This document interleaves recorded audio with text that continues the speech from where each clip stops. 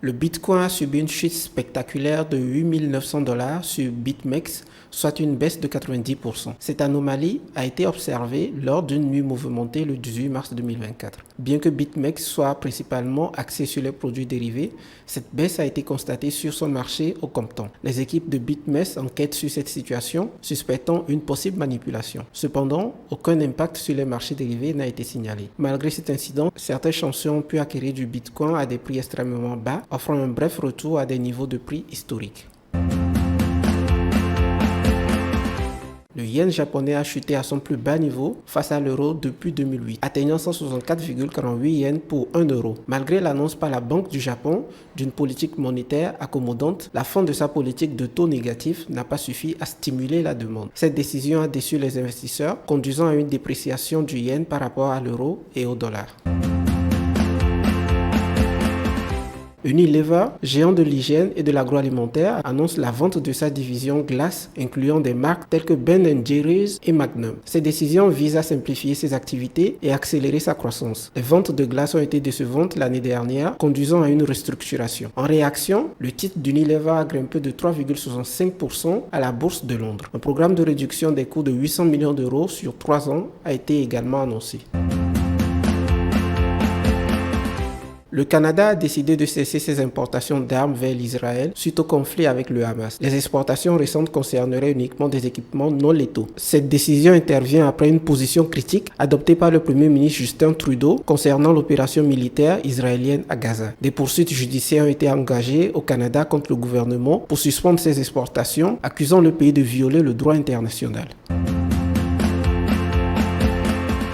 Une passagère a donné naissance à bord d'un vol entre Mexico et Ciudad Juárez. La compagnie Aeromexico a offert au bébé 90 billets gratuits en guise de cadeau spécial. Le personnel navigant a dû improviser pour aider à la naissance et un médecin présent à bord a contribué à assurer que tout se déroule bien. Cette naissance rare a été célébrée par la compagnie qui célèbre également son 90e anniversaire cette année. En vertu de la constitution mexicaine, le bébé a également obtenu la nationalité mexicaine.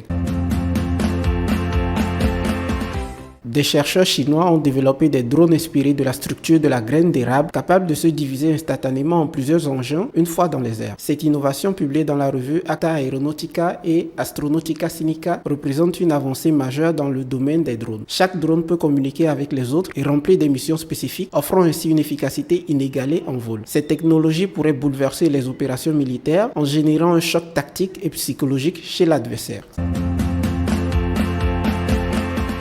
Le programme de résilience du système alimentaire en Afrique de l'Ouest, FSRP, soutenu par la Banque mondiale, a impacté plus de 260 000 personnes au Togo en 2023. Ce programme a renforcé la préparation à l'insécurité alimentaire et a amélioré la résilience des acteurs du système alimentaire. Le Togo affiche l'une des meilleures performances parmi les participants, avec 261,501 bénéficiaires directs. Au niveau sous-régional, le FSRP a touché 1,28 million de bénéficiaires dans 7 pays, avec un financement global de 570 millions de dollars.